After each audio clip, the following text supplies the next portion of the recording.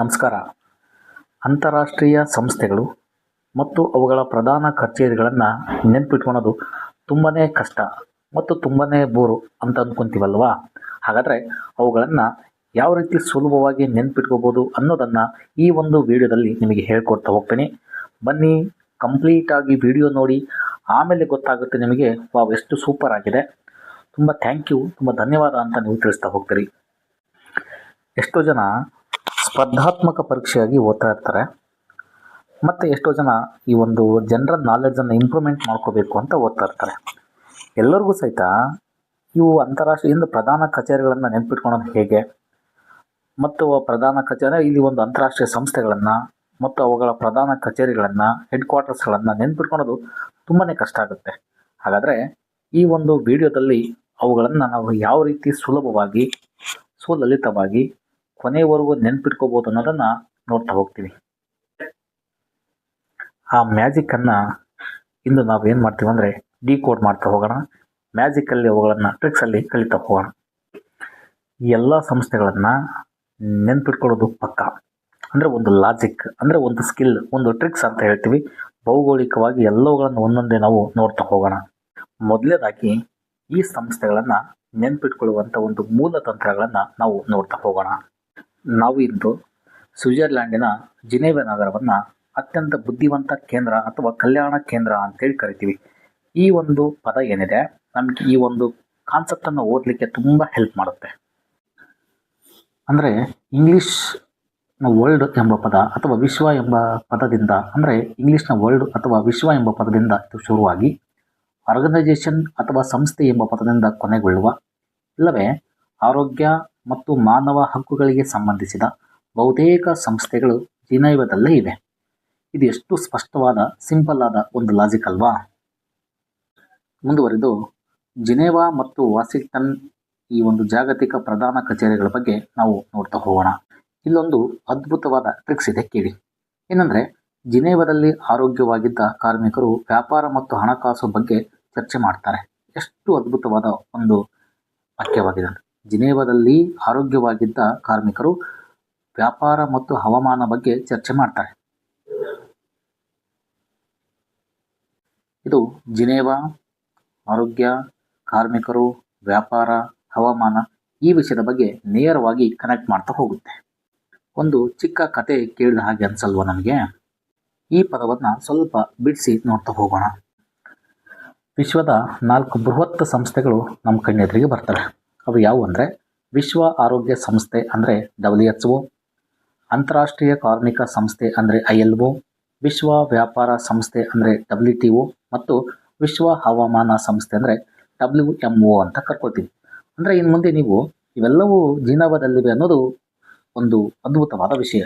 ಹಾಗಾದರೆ ಈ ವಿಷಯವನ್ನು ನೀವು ಇನ್ನು ಮುಂದೆ ಮರ್ತು ಹೋಗಲ್ಲ ಅನ್ನೋಕ್ಕೆ ಅಂದ್ಕೊಂಡಿದ್ದೀನಿ. ಅಂದರೆ ನೀವು ಅಷ್ಟು ಅದ್ಭುತವಾಗಿ ಕಲ್ತಿದ್ರ ಅಂದ್ಕೊಂಡಿರಿ.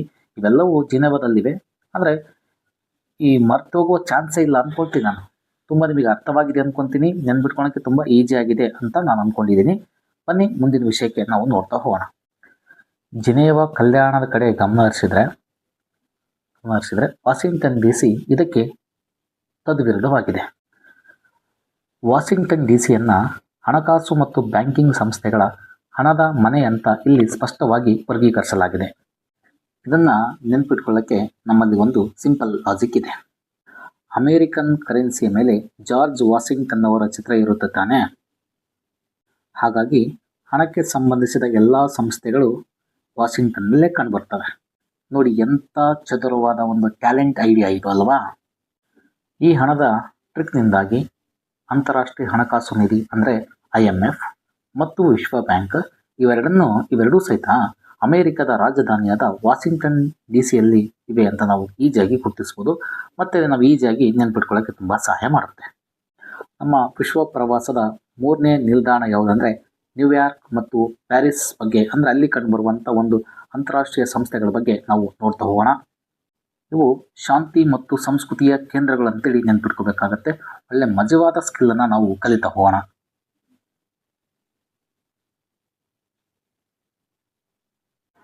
ಇಲ್ಲಿ ಒಂದು ಮಜವಾದ ಅಂಶವಿದೆ. ಪದಗಳ ಜೊತೆ ಆಟ ಆಡ್ತಾ ಧ್ವನಿಯನ್ನು ಬಳಸಿಕೊಂಡು ಭಾರಿ ಸ್ಮಾರ್ಟ್ ಆದ ಟ್ರಿಕ್ಸ್ಗಳನ್ನು ನಿಮಗೆ ನಾನು ತಿಳಿಸಿಕೊಡ್ತಾ ಹೋಗ್ತೀನಿ. ಕಲಿಯೋದು ಅಂದರೆ ಬರೀ ಬಾಯ್ಪಾಠ ಮಾಡೋದಲ್ಲ, ಈ ರೀತಿಯೂ ಸಹಿತ ನಾವು ಕಲಿಬೋದು ಅಂತ ನಿಮಗೆ ತಿಳಿಸ್ತಾ ಹೋಗ್ತೀನಿ.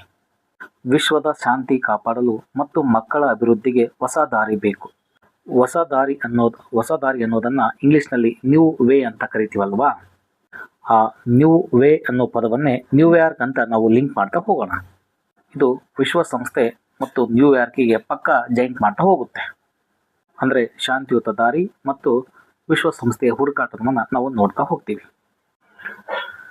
ಶಾಂತಿಯುತ ಹೊಸ ದಾರಿ ಅಥವಾ ಹುಡುಕಾಟ, ವಿಶ್ವಸಂಸ್ಥೆ ಅಥವಾ UN ಅಂತ ಏನು ಕರ್ಕೊಳ್ತಾ ಹೋಗ್ತೀವಿ, ಮತ್ತು ಮಕ್ಕಳ ಅಭಿವೃದ್ಧಿಯ ಯುನಿಸೆಫ್, ಈ ಎರಡೂ ಬೃಹತ್ ಸಂಸ್ಥೆಗಳು ನ್ಯೂಯಾರ್ಕಲ್ಲಿ ಕಂಡುಬರ್ತವೆ ಅಂತ ನಮ್ಮ ಮನಸ್ಸಲ್ಲಿ ಫಿಕ್ಸ್ ಮಾಡುತ್ತೆ ಅಲ್ವಾ. ಹಾಗಾದರೆ ಈ ಒಂದು ಟ್ರಿಕ್ಸ್ ಎಕ್ಸಲೆಂಟ್ ಆಗಿದೆ ಅಲ್ವಾ. ಸರಿ, ಈಗ ಫ್ರಾನ್ಸ್ನ ಪ್ಯಾರಿಸ್ಸಿಗೆ ಹೋಗೋಣ.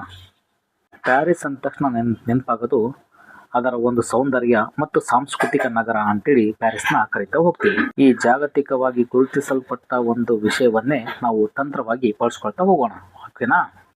ಪ್ಯಾರಿಸ್ ಒಂದು ಸುಂದರ ಮತ್ತು ಸಾಂಸ್ಕೃತಿಕ ನಗರ ಆಗಿರೋದ್ರಿಂದ ಸಂಸ್ಕೃತಿ ಮತ್ತು ಶಿಕ್ಷಣಕ್ಕೆ ಕ್ಷೇತ್ರಕ್ಕೆ ಮೀಸಲಾಗಿರುವಂಥ ಯುನೆಸ್ಕೋ ಸಂಸ್ಥೆ ತಾರ್ಕಿಕವಾಗಿ ಅಲ್ಲಿ ನೆಲೆಗೊಂಡಿದೆ. ಸಾಂಸ್ಕೃತಿಕ ನಗರದಲ್ಲಿ ಸಾಂಸ್ಕೃತಿಕ ಸಂಸ್ಥೆ, ಈ ಒಂದು ಕನೆಕ್ಷನ್ ಅದ್ಭುತವಾಗಿದೆ ಅಲ್ವಾ. ಕೈಗಾರಿಕೆ ಮತ್ತು ಕೃಷಿಯತ್ತ ಒಂದು ನಮ್ಮ ನೋಟ. ಪೆಟ್ರೋಲ್ ಮತ್ತು ಅಣುಶಕ್ತಿ ಇವೆರಡೂ ಸಹಿತ ಇಂಡಸ್ಟ್ರಿಗೆ ತುಂಬ ಮುಖ್ಯವಾಗಿವೆ. ಆಸ್ಟ್ರಿಯಾದ ವಿಯೆನ್ನಾ ನಗರವನ್ನು ನೆನಪಿಟ್ಕೊಳ್ಳೋಕೆ ಒಂದು ಚೈನ್ ಕಥೆಯನ್ನು ನಿಮಗೆ ನಾನು ಹೇಳ್ತಾ ಇದ್ದೀನಿ. ಪೆಟ್ರೋಲ್ ಮತ್ತು ಅಣುಶಕ್ತಿ ಇವೆರಡೂ ಇಂಡಸ್ಟ್ರಿಗೆ ಅತಿ ಮುಖ್ಯ ಅಂತ ಹೇಳ್ತೀವಿ. ಇದೊಂದೇ ವಾಕ್ಯ ಏನಿದೆ ಎಷ್ಟು ಅರ್ಥಗರ್ಭಿತವಾಗಿದೆ ನೋಡಿ. ಆ ಪುಟ್ಟ ವಾಕ್ಯ ಒಪೆಕ್, IAEA ಮತ್ತು ಯುನೆಡೋ, ಈ ಮೂರು ಪವರ್ಫುಲ್ ಸಂಸ್ಥೆಗಳನ್ನು ಸಲೀಸಾಗಿ ನಾವು ವಿಯೆನ್ನಾಗೆ ಕನೆಕ್ಟ್ ಮಾಡ್ತೀವಿ. ಪೆಟ್ರೋಲ್, ಅಣುಶಕ್ತಿ ಮತ್ತು ಕೈಗಾರಿಕೆ, ಇವು ಮೂರು ಒಂದೇ ಕಡೆ ನಮಗೆ ಸಿಗ್ತಾ ಹೋಗ್ತವೆ.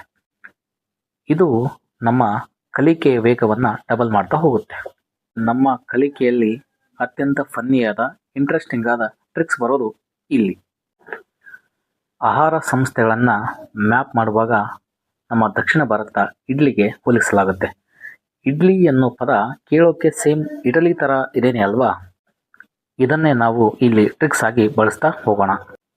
ಹಸಿವಾದಾಗ ಇಡ್ಲಿ ತಿನ್ನಬೇಕು ಅಂದರೆ ಹಸಿವಾದಾಗ ಇಡ್ಲಿ ತಿನ್ಬೇಕು ಅನಿಸುತ್ತೆ. ಇಡ್ಲಿ ಅಂದರೆ ಇಟಲಿ ಅಂತ ನೆನ್ಪಿಟ್ಕೊಳ್ಳಿ. ಆಹಾರ ಮತ್ತು ಕೃಷಿ ಸಂಸ್ಥೆ ಅಂದರೆ FAO, ವಿಶ್ವ ಆಹಾರ ಕಾರ್ಯಕ್ರಮ ಅಂದರೆ WFP ಅಂತ, ಇವೆರಡು ಇಟಲಿಯ ರೋಮ್ನಲ್ಲಿವೆ. ಕಲಿಕೆಯನ್ನು ಇಷ್ಟೊಂದು ಎಂಜಾಯ್ಮೆಂಟ್ ಮಾಡ್ಕೊಂಡು ಕಲಿಬೋದು ಅಂತ ನಮಗೆ ಗೊತ್ತಿಲ್ಲ ಅಲ್ವಾ. ಹಾಗಾದ್ರೆ ನೋಡಿ, ಅಷ್ಟು ಅದ್ಭುತವಾಗಿ ನಿಮಗೆ ನಾನು ವಿಷಯಗಳನ್ನು ತಿಳಿಸ್ತಾ ಹೋಗಿದ್ದೀನಿ.